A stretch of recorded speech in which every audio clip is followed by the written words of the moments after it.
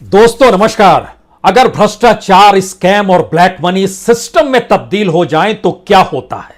क्योंकि नेहरू काल से लेकर नरेंद्र मोदी तक के दौर में कमोवेश हर प्रधानमंत्री ने सत्ता में आने से पहले इन्हीं तीन शब्दों का बाखूबी इस्तेमाल किया, यानी भ्रष्टाचार होने नहीं देंगे, हमारे दौर में घोटाले होंगे नहीं और ब्लैक मनी पनपने दी नहीं जाएगी। लेकिन यह तीनों जिस रवानगी के साथ चलते चले गए, आजादी के 75 बरस के बाद यानी अमृत काल में, अब हम कह सकते हैं यह सिस्टम हो चला है। और सिस्टम से जब आप रूबरू होते हैं तो आप अभ्यस्त हो जाते हैं। शायद इसीलिए भारत में सरकार और उसको सरकार को चलाने के तौर तरीके एक ऐसे सिस्टम में तब्दील लोगों को कर चुके हैं जहां पर उन्हें कोई फर्क नहीं पड़ता है कि सरकार किसी कंपनी की तरह इस देश में टैक्स की वसूली करे और लोगों का खून चूस ले, लोगों की परेशानियां उसके माथे पर शिकन पैदा नहीं करे। जब ये सिस्टम का हिस्सा हो जाते हैं तो घोटाले होते नहीं हैं, यानी घोटालों के जरिए कंपनियों की नेटवर्थ पहले बढ़ती थी, अब तो नेटवर्थ को बढ़ना और बढ़ाना शायद विकास का एक नया मॉडल है। और ब्लैक मनी, स्विस बैंक का जिक्र तो बात की बात है, उसके बाद दुनिया के लगभग 58 बैंक ऐसे आ गए जहां पर काला धन भारतीयों का जमा है। और एक के बाद एक जो 2007 के बाद से ही पेपर आने शुरू हुए, लीक शुरू हुए, उसमें पता चलते चला गया कि हर सरकार, हर सत्ता के साथ ब्लैक मनी बढ़ती चली जाती है। और यह भारत का डेवलपमेंट मॉडल है, भारत की पार्लियामेंट्री डेमोक्रेसी का सबसे महत्वपूर्ण पाया है। तो आज हम एक ऐसे सिस्टम से आपको रूबरू कराना चाहते हैं जहां पे सरकार के कामकाज, जहां पे इस देश की परेशानियों से जनता का मुंह मोड़ लेना, और जहां पर रईसी का आलम यह कि देश चाहे गर्त में जाए लेकिन नेटवर्थ कंपनी का इस रूप में बढ़ेगा कि दुनिया का वो झंडा बरदार हो जाएगा। जिक्र आज कहां से शुरू किया जाए, कैसे किया जाए? हमें लगता है गवर्नेंस बड़ी महत्वपूर्ण चीज है, शुरुआत उसी से करनी चाहिए। क्योंकि सरकार अगर किसी कंपनी की तरह चलती है तो मतलब बहुत साफ है, उसे पैसा चाहिए, उसे मुनाफा चाहिए। और हम लोगों ने इस दौर में सिर्फ यही देखा है, निजीकरण क्या होता है, मोनेटाइजेशन क्या होता है और डिसइन्वेस्टमेंट क्या होता है। लेकिन आज एक एक उदाहरण से सारी तस्वीरों को समझने की कोशिश कीजिए। 2021-22 यानी 2021 के अप्रैल से लेकर मार्च 2022 तक सरकार अंतर्राष्ट्रीय बाजार से जो कच्चा तेल खरीदती है उसकी एवज में उसे देना पड़ता है 9,11,924 करोड़ रुपए। सरकार इस तेल के जरिए जो रेवेन्यू कमाती है, हम प्रॉफिट नहीं कहेंगे, अभी रेवेन्यू कहेंगे, रेवेन्यू कमाती है यह तकरीबन 7,17,124 करोड़ रुपए। और इसके अलावे जो तेल बेचा जाता है उसमें अगर रेवेन्यू 55% जो एक्साइज और वैट का होता है, अगर उसको माइनस कर लीजिएगा तो यह संख्या बढ़कर हो जाएगी, यानी 9 लाख करोड़ का तेल भारत में आकर जो बेचा जाता है उसकी कीमत तकरीबन 13.5 लाख करोड़ की हो जाती है। सरकार को पैसा चाहिए, सरकार ने एक रास्ता खोज लिया और 85% तेल हम लोग जानते हैं कि बाहर से लेकर ही आते हैं, यानी आयात करते हैं।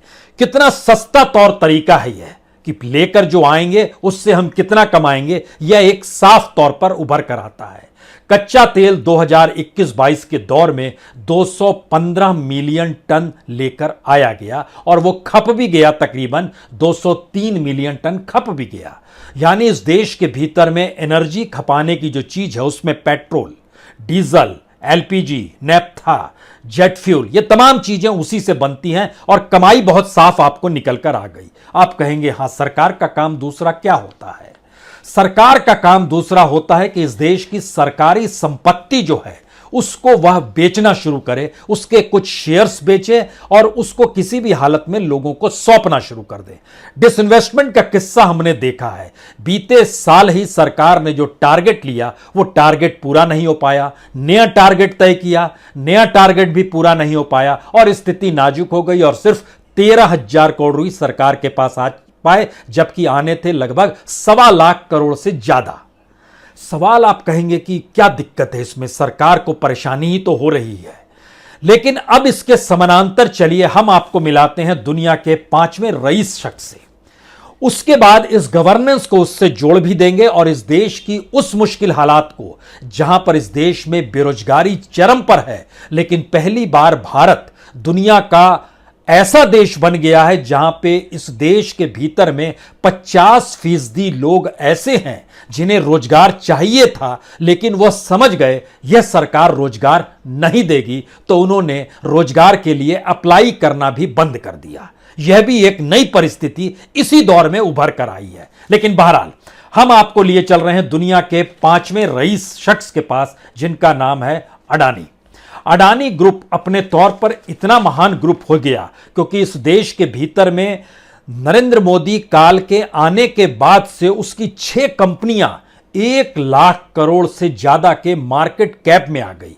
यानी भारत सरकार की जो कंपनियां थी वह धीरे धीरे बेचने की प्रक्रिया में सरकार लेकर आ गई और दूसरी कंपनियां जो पैरेलल में खड़ी हुई। ऐसा नहीं है कि सरकारी कंपनियां उस क्षेत्र में काम नहीं कर रही हैं या काम नहीं कर रही थी, दोनों स्थितियां उसके साथ थी। तो सरकार ने अपनी कंपनी को कमजोर किया और दूसरी तरफ प्राइवेट कंपनियों को मजबूती दी और इसका उपयोग ऐसा होता चला गया कि जिन 6 कंपनियों का हम नाम ले रहे हैं उसका एक ही बड़े मालिक है, उनका नाम अडानी ग्रुप है। वह 1 लाख करोड़ से ज्यादा का मार्केट कैप इनका हो चला है। Adani green energy, Adani transmission, Adani total gas, Adani ports, special and economic zone limited, Adani power. Adani power नया नया आया है, इस 6 कंपनियों में शरीक हो गया है। अगला सवाल यहां पर आता है कि अगर उनकी अपनी नेटवर्थ की स्थिति यह रहती है कि जो 24 घंटे के भीतर में 1 बिलियन से 3 बिलियन के बीच में छलांगे मार रही हो, आगे बढ़ रही हो, कल जो कीमत थी नेटवर्थ की, आज जो कीमत है उसमें 3 लाख करोड़ का मुनाफा नेटवर्थ के साथ अडानी इस कंपनी में जुड़ गया। भारत सरकार के साथ ऐसा क्यों नहीं होता है और उसकी कंपनियां डेवलप क्यों नहीं हो पाती हैं? सरकार को देश चलाने के लिए या खुद को चलाने के लिए पैसा चाहिए। अडानी को नेटवर्थ चाहिए दुनिया में अपने नेटवर्थ को और बढ़ाने के लिए और प्रॉफिट कमाने के लिए, क्योंकि नेटवर्थ के आधार पर ही दुनिया भर में कहीं भी किसी भी बैंक से आपको कर्ज मिलता है और उसी के साथ आपकी साख बड़ी होती चली जाती है। इसीलिए Elon Musk, Jeff Bezos, Bernard Arnault, Bill Gates, उसके बाद गौतम अडानी का नाम आता है। कल तक इनकी जो रकम थी वह 123 बिलियन डॉलर की थी। आज जो फोर्ब्स का सेम टाइम वैल्यू जो होती है वो दिखा रही है, अभी जब हम आपसे बात कर रहे हैं, वह 126 बिलियन डॉलर हो गया। यानी 3 बिलियन डॉलर 24 घंटे के भीतर में बढ़ गया। कमाल की चीज आपको लग रही होगी, तकरीबन 3 लाख करोड़ का बढ़ जाना 24 घंटे के भीतर, और सरकार उम्र खपा दे रही है इन्वेस्टमेंट में कमाई तो हो जाए।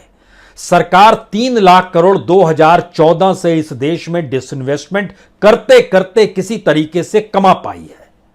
इतना ही नहीं, सरकार को खरीदार नहीं मिल रहे हैं तो उसने तय किया कि जो बीपीसीएल था यानी भारत पेट्रोलियम था, जो एससीआई था यानी शिपिंग कॉरपोरेशन था, जो कॉनकर था या बीईएमएल था, इनके खरीदार नहीं है तो अभी टाल देते हैं। लेकिन 4 तारीख तक एलआईसी का आईपीओ ले आएंगे, 21,000 करोड़ का टारगेट है, वो हमारे पास आ जाएगा। क्या मायने रखता है 21,000 करोड़ रुपए, जबकि उस देश के एक कॉरपोरेट 24 घंटे के भीतर में 2 से 3 लाख करोड़ की अपनी नेटवर्थ में बढ़ोतरी कर लेते हैं। तो क्या इस देश को चलाने की प्रक्रिया में जो देश की जीडीपी को दिखाया जाता है वो कॉरपोरेट सेक्टर से दिखलाया जाता है? यह दूसरा सवाल था। तीसरा सवाल, हम इन दोनों पर आए, इसमें तीसरी चीजों को जोड़ देने की जरूरत है, क्योंकि तीसरा सवाल इस देश में बेरोजगारी से जुड़ा है। ऐसी बेरोजगारी जिसमें पहली बार यह सवाल आया है, जो central for monitoring Indian economy है यानी सीएमआई है, उसने एक नया डाटा दिया जो डराने वाला है। उसका कहना है कि 2017 से 2022 तक में जो भारत के भीतर में कामगार थे, जो मजदूर थे, उनकी संख्या कम हो गई और वो संख्या तकरीबन 2 करोड़ 10 लाख कम हो गई। दूसरी बड़ी बात थी, जो अप्लाई किया जाता है कि हमको रोजगार चाहिए, भारत में 15 बरस के बाद से रोजगार चाहिए और 60 बरस तक रोजगार चाहिए, यह संख्या जो है तकरीबन 90 करोड़ की है। लेकिन इसी दौर में यानी मौजूदा मोदी कालखंड में ही जब अडानी जैसे शख्स दुनिया के 5वें नंबर पर पहुंच जाते हैं, और कैसे पहुंचे हम यह भी बताएंगे आपको, लेकिन वो पहुंच जाते हैं इसी दौर में। भारत के भीतर में लगभग 45 करोड़ लोग अब कहीं पर नौकरी के लिए अप्लाई करने की स्थिति में नहीं आते हैं। कहते हैं हमें रोजगार नहीं चाहिए, हम समझ गए ये सरकार रोजगार नहीं देगी। सिस्टम इसी को कहते हैं। जब कोई चीज सिस्टम में तब्दील हो जाए और वो जब पूरे देश को चलाने लगे तो उसके फायदे और घाटे दोनों उससे जुड़े हुए लोग समझ जाते हैं कि इससे क्या फायदा होगा। ये तो सिस्टम है। आप थाने में गए, अगर वहां सिस्टम बना हुआ है घूस में देना ही एफआईआर के लिए, तो आपके पास जब पैसा होगा तभी आप थाने जाएंगे, क्योंकि एफआईआर दर्ज तो घूस देने पर ही दर्ज होगी। यह एक सिस्टम है। भारत के भीतर जो सिस्टम बनाया गया उसमें भारत की संपत्ति जो है उसको प्राइवेट हाथों में सौंपना है, उसके शेयर्स को डिसइन्वेस्टमेंट की दिशा में ले जाना है और चीजों की बोली लगानी है अलग अलग मंत्रालयों से जुड़े हुए निर्णयों को लेकर। इस देश की संपत्ति को ही बेचना है, जो टारगेट 2025 तक 6 लाख करोड़ का रखा गया। 97,000 करोड़ रुपया पहले साल में यानी 2022 तक में कमा लिया गया, जो अब आने वाले वक्त में और तेजी आएगी। यह एक नायाब चेहरा है अपने तरीके का। लेकिन इससे जब हम आगे जिक्र कर रहे हैं सीएमआई का डाटा का, अगर 45 करोड़ लोगों ने इस देश में काम की तलाशी छोड़ दी, 2 करोड़ 10 लाख कामगार अपने घर चले गए और जब जानकारी निकल कर आई मनरेगा जैसी जगह पर या दिहाड़ी मजदूरी जैसी जगह पर भी उनको काम नहीं मिल रहा है। घने जंगलों में जो लकड़ियां होती हैं, जो पत्ते होते हैं, उसको भी बिन रहे हैं। उनकी संख्या भी इस दौर में बढ़ती चली गई, चाहे वो आदिवासी इलाकों में तेंदुपत्ता बिनने की प्रक्रिया हो या फिर छोटी छोटी लकड़ियों को बुनकर किसी तरीके से आग जलाकर जो सरकार 5 किलो राशन देती है उसको पकाया जाए और खाया जाए। इसी जिंदगी में पूरे देश को तब्दील करने की परिस्थितियों ने पैदा कर दिया। क्योंकि यह डाटा इसलिए भी बड़ा महत्वपूर्ण है क्योंकि भारत में महिलाओं की स्थिति और नाजुक हो गई। वही महिलाएं जिनको लेकर सरकार वोट बैंक का दावा करती है और उनके लिए नीतियों का जिक्र करती है। लेकिन सीएमआई का डाटा बताता है कि इस देश में 49% महिलाएं हैं। अभी तक वह 18% की हिस्सेदारी थी, लेकिन जानकारी आई कि सिर्फ 9% महिलाओं के पास ही काम है, यानी 40% महिलाओं के पास कोई काम नहीं है। और जब आप पुरुषों में जाते हैं, पुरुषों के भीतर में जब इस स्थिति में आते हैं, तो जो 50% या 51% पुरुष हैं जो काम के लिए तैयार थे, उनके पास जो काम की स्थितियां थी उसमें से लगभग 22% पुरुषों के पास कोई काम नहीं है। 40% महिलाएं, 22% पुरुष, कोई काम ही नहीं है इनके पास। जो रोजगार कोई देश दे ना पाए इतनी बड़ी तादाद में, और इनकी संख्या इस दौर में 5 साल में 45 करोड़ आ गई, और पहले से जो बैकलॉग चला आ रहा था उनको जोड़िएगा तो इस देश में लगभग 56 करोड़ लोग बिना काम के जिए जा रहे हैं। और सरकार जो दावा करती है कि हम 80 करोड़ लोगों को 5 किलो अनाज दे रहे हैं, और पिछले 2-2.5 साल से जो जिक्र सरकार ने किया उस पर खर्चा आया 3.5 लाख करोड़ का। यह सरकार के ऊपर बोझ पड़ा 3,40,000 करोड़ का, जो कोविड काल से मुफ्त राशन देने की प्रक्रिया शुरू हुई थी, जो इस बरस के अंत तक जारी रहेगी। खर्चा आ रहा है 3.5 लाख करोड़, और 24 घंटे के भीतर अडानीज का नेटवर्थ 3.5 लाख करोड़ ऊपर नीचे हो जाता है। अगला सवाल जो शायद सबसे महत्वपूर्ण सवाल है कि क्या वाकई इस देश में किसी कॉरपोरेट के बढ़ने के पीछे उसकी अपनी प्रतिस्पर्धा उस क्षेत्र को लेकर होती है? नहीं होती है। भारत में पोर्ट्स को लेकर कोई प्रतिस्पर्धा नहीं है, हवाई अड्डों को लेकर कोई प्रतिस्पर्धा नहीं है, पावर सेक्टर को लेकर कोई प्रतिस्पर्धा नहीं है, खनन प्रक्रिया को लेकर कोई प्रतिस्पर्धा नहीं है, और ये धीरे धीरे हर प्रोडक्ट और इंडस्ट्री के साथ जुड़ता चला जा रहा है, जहां पर कुछ हाथों में ही वो सारे पावर लाइसेंस एनओसी थमा दिए जाएं और उनका नेटवर्थ बढ़ता चला जाए, और इस देश के बाकी कॉरपोरेट भी जो उससे जुड़े हुए थे उनकी स्थिति भी बहुत अच्छी होगी, यह कोई कह नहीं सकता है। लेकिन जब हम टॉप का जिक्र कर रहे हैं, टॉप में प्राइम मिनिस्टर मोदी के गवर्नेंस का जिक्र कर रहे हैं, टॉप में अडानी इसके नेटवर्थ का जिक्र कर रहे हैं, टॉप में इस देश के भीतर में 50 करोड़ बेरोजगारों का जिक्र कर रहे हैं, टॉप में इस देश में 80 करोड़ लोगों को मुफ्त राशन देने का जिक्र कर रहे हैं, तो फिर ऐसे में स्कैम, ब्लैक मनी, करप्शन और ये एक पूरे सिस्टम में इस तरीके से तब्दील हो गया कि यही सिस्टम हो गया जिसमें कॉरपोरेट का नेटवर्थ सरकारी संपत्तियों के ट्रांसफर के साथ बढ़ता चला जाएगा। देश के भीतर में पूंजी की जरूरत जो पड़ेगी सरकार को चलाने के लिए, वह टैक्स और ऐसे माध्यमों से वसूला जाएगा जिससे इस देश के भीतर में आर्थिक खोखलापन बढ़ता चला जाए और रोजगार की परिस्थितियां पैदा ही ना हो, लोग मान ले कि हां अब रोजगार नहीं मिलेगा। हम इन बात का जिक्र करते करते हमें लगता है कि एक जानकारी आपको जरूर होनी चाहिए, क्योंकि जो बच्चे पढ़ाई कर रहे हैं और समझ रहे हैं कि ऐसी स्थितियों में उनको जीना पड़ रहा है, तो यहाँ हमने एक डाटा निकाला।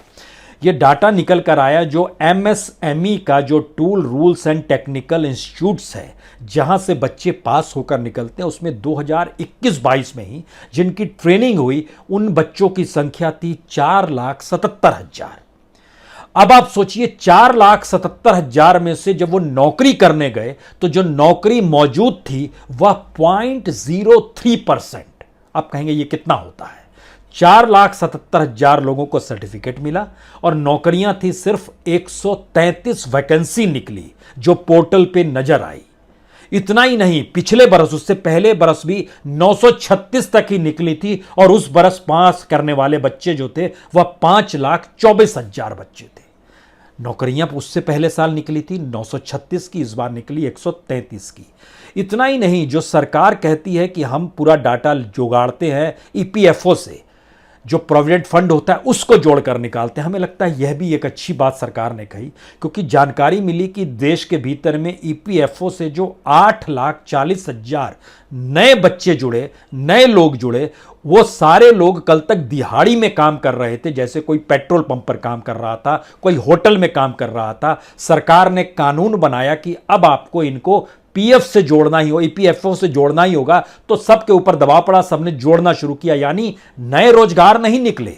जहां पर भी 5 कर्मचारी काम कर रहे थे उनको ईपीएफओ से जोड़ा गया और उस बरस 8,40,000 का आंकड़ा बढ़ गया। सरकार ने अपनी पीठ ठोकी।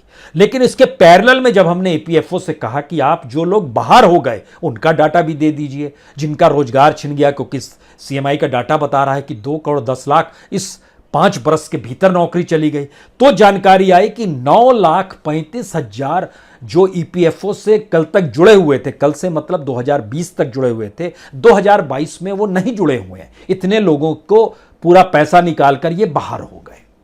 यानी 3 परिस्थितियां आपके सामने हैं और 3 शब्द आपके सामने हैं, करप्शन, ब्लैक मनी और स्कैम। और इधर 3 शब्द है, कॉरपोरेट, गवर्नमेंट और बेरोजगारी, या भारत के भीतर का जो मास लेवल पे रोजगार ना पाने की परिस्थिति है। इन 3 परिस्थितियों को एक साथ अब जोड़ने की शुरुआत कीजिए। जो अडानीज का नेटवर्क था 2016 में और इस देश के भीतर में 2016 में जो बेरोजगारी थी, इन दोनों को एक साथ रखिए और 2016 में जो लगातार डिसइन्वेस्टमेंट और निजीकरण की दिशा में जाते हैं, इन तीनों को साथ ले लीजिए। 2016 में अडानीज का नेटवर्थ था $3.5 बिलियन, यानी तकरीबन 26,000 करोड़ रुपया। 2016 में जिनके पास रोजगार नहीं था, यह संख्या भारत में बढ़ते बढ़ते लगभग, जो तमाम एम्प्लॉयमेंट एक्सचेंज में होता है, वहां पर लगभग 80 लाख लोग दर्ज थे और सरकार डिसइन्वेस्टमेंट के लिए लगभग 2 लाख करोड़ रुपया बाजार में लगा चुकी थी। सरकार की कमाई नहीं हुई। अगली कमाई 2 बरस के बाद हम देखते हैं 2018 में 1,20,00,000 बेरोजगार हो गए। 2018 में डिसइन्वेस्टमेंट और प्राइवेटाइजेशन की संख्या पुराना जोड़ते जोड़ते लगभग 4 लाख तक पहुंच गया और नेटवर्थ जो अडानीज का था वो $9.5 बिलियन आ गया, $9.7 बिलियन, यानी 26,000 करोड़ से 74,000 करोड़ तक ही आ गए। 2021 में जो हमारी बेरोजगारी की संख्या थी वह बढ़ते बढ़ते लगभग 3 करोड़ से ज्यादा हो गई। डिसइन्वेस्टमेंट की कमाई सरकार की हो नहीं पा रही थी, तो निजीकरण और बाकी चीजों, मोनेटाइजेशन के जरिए सरकार ने कमाना शुरू किया। कमाई हुई भी तकरीबन 1.25 लाख करोड़ की। इस दौर में पूरी सरकार की कमाई भी हो गई, जो हम 2016 से चले थे। लेकिन अडानीज का नेटवर्थ जो है वो 9.7 बिलियन जो 2018 में था, 2021 में बढ़कर हो गया $50.5 मिलियन, यानी 3,87,000 करोड़ रुपए 2021 में हो गए। 2022 की जनवरी तक आते आते यह बढ़कर 90 बिलियन हो गया, यानी लगभग 6,90,000 करोड़ रुपया। और मार्च आते आते ये बढ़कर 100 अरब पार कर गया, यानी 100 बिलियन पार कर गया। और उसके बाद जानकारी आनी शुरू हुई अप्रैल के महीने में कि 25 अप्रैल को इनका 122 बिलियन डॉलर था, 26 बिलियन है। आज 26 तारीख है तो 126 बिलियन डॉलर हो गया, यानी 3 लाख करोड़ से ज्यादा इस 24 घंटों के भीतर में बढ़ गया। कल उछाल मार रहा था 122 बिलियन डॉलर और 123 बिलियन डॉलर के बीच में, और कहा गया कि एक दिन में 94,000 करोड़ रुपए का नुकसान नेटवर्थ के तौर पर हो गया। आज जानकारी आई कि 3.5 लाख करोड़ का फायदा नेटवर्थ के तौर पर अडानी को हो गया। लेकिन जब इतनी मोटी रकम सिर्फ एक कॉर्पोरेट का जिक्र हो रहा है, एक कॉर्पोरेट के नेटवर्थ में इतना जब हम देख पा रहे हैं, तो देश में अपनी कमाई क्या हो रही है, और देश की अपनी कमाई टैक्स पेयर के पैसा उससे ज्यादा से ज्यादा लिखना, जो हमने शुरुआत में ही बताया कि दुनिया के बाजार से 9 लाख करोड़ में तेल खरीदा, 7 लाख करोड़ से ज्यादा रेवेन्यू बना लिया, उसके अलावे लगभग 6.5 लाख करोड़ रुपया और जनता से लिया, यानी 9 लाख करोड़ का तेल खरीद के 13.5 लाख करोड़ में बेचना इसी देश के भीतर में, यह एक अजीबोगरीब परिस्थितियों में किसी कंपनी की तरह काम करती हुई सरकार का नजरिया उभर कर आता है। लेकिन बहरहाल अगला सवाल यह है कि ऐसी कौन सी स्थिति थी कि 2019 के बाद, यानी 2014 में जीत मिली, 2019 में दोबारा जीत मिली नरेंद्र मोदी को, 2019 के बाद से इस देश में डिसइन्वेस्टमेंट में भी खरीदने वाले लोग कम हो गए। ऐसी कौन सी स्थिति थी कि हम निजीकरण और मोनेटाइजेशन की रकम को बढ़ाने लगे, और तमाम मंत्रालयों में और तमाम जगहों पर, चाहे वो रेलवे की जमीन हो, चाहे रेलवे का स्टेशन हो, चाहे पोर्ट्स हो, चाहे एयरपोर्ट्स हो, चाहे पावर ट्रांसमिशन हो, चाहे स्टेडियम हो, कोई भी चीज देखिए, सब के मोनेटाइजेशन करके बेचने की प्रक्रिया में इस देश को लाकर खड़ा किया गया। और कोई भी व्यक्ति कहता है भक्त के तौर पर कि और नहीं सरकार करेगी तो क्या करेगी। सही बात है, सरकार और नहीं करेगी तो क्या करेगी, यानी हम इस देश की संपत्ति को धीरे धीरे निजी हाथों में सौंपकर, निजी हाथों के नेटवर्थ के जरिए उनकी जो कमाई होती है उसको बढ़ाएं, और उसकी एवज में कुछ पैसा उनसे ले ले कि हमने आपको शिफ्ट किया है। और इन दोनों प्रक्रिया के भीतर में देश अभ्यस्त होने लगा कि यह देश का सिस्टम ही जब ऐसा है, तो फिर उसकी डिग्री, उसकी एजुकेशन, उसकी पढ़ाई, उसको आने वाले वक्त में नौकरी, यह तो मिलेगी नहीं। और सरकार ने इस दौर में और भी कई रास्ते खोले जिससे उसकी अपनी मजबूती सत्ता को बरकरार रखने की हो जाए। तो प्रोफेशनल्स की नियुक्ति, उसमें तौर तरीके, ये सारी चीजें सिस्टम का हिस्सा बनती चली गई। अब सवाल है कि इसमें स्कैम कैसे होगा, क्योंकि सिस्टम ही अगर स्कैम में तब्दील कर दिया जाए। दूसरी बात, इसमें ब्लैक मनी कहां से आएगी।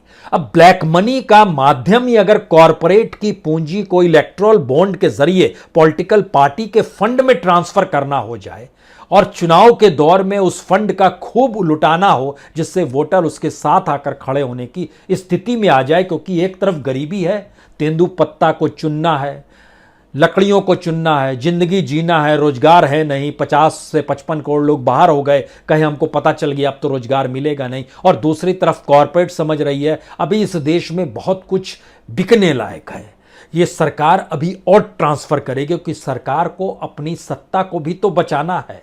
तो यह जब सिस्टम आ जाए तो इसमें करप्शन कहां है, यह तो सिस्टम का हिस्सा है। तो शायद पहली बार एक बहुत साफ तस्वीर इस देश के भीतर में उभर रही है, जहां पे गवर्नेंस के भीतर ही करप्शन, स्कैम और ब्लैक मनी है, जहां पे कॉरपोरेट का डेवलपमेंट उसके नेटवर्थ के भीतर ही वह पूरा कमीशन और पूरा सिस्टम है जो ट्रांसफर हो रहा है गवर्नमेंट की पूरी पूंजी कॉरपोरेट के पास, और इसके भीतर ही लोगों की टूटती हुई उम्मीदों में वह लगातार अभ्यस्त होते चले जा रहे हैं कि अगर यही सिस्टम है तो 2024 के बाद तो और ज्यादा स्थिति बिगड़ने वाली है, क्योंकि सत्ता तो यही रहेगी, आप कुछ भी कह लीजिए यही जीतेगी। क्योंकि हर चीज का जो सिस्टम है, अगर वो सिस्टम राजनीतिक सत्ता ने अपने अनुकूल क्रिएट कर लिया है, तो कॉरपोरेट का पैसा ट्रांसफर, सरकार की संपत्ति का कॉरपोरेट के पास ट्रांसफर, रोजगार का ना उपजाना और लोकतंत्र में चुनावी जीत को हासिल करना सब एक सरीखा है।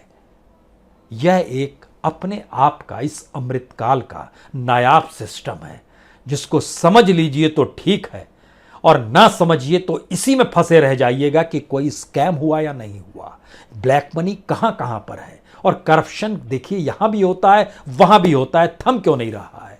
जी, ये सिस्टम है, यही गवर्नेंस है, यही भारत के भीतर में डेवलपमेंट के चकाचौंध परिस्थितियों को जीने के तौर तरीके हैं। बहुत बहुत शुक्रिया, बहुत बहुत शुक्रिया।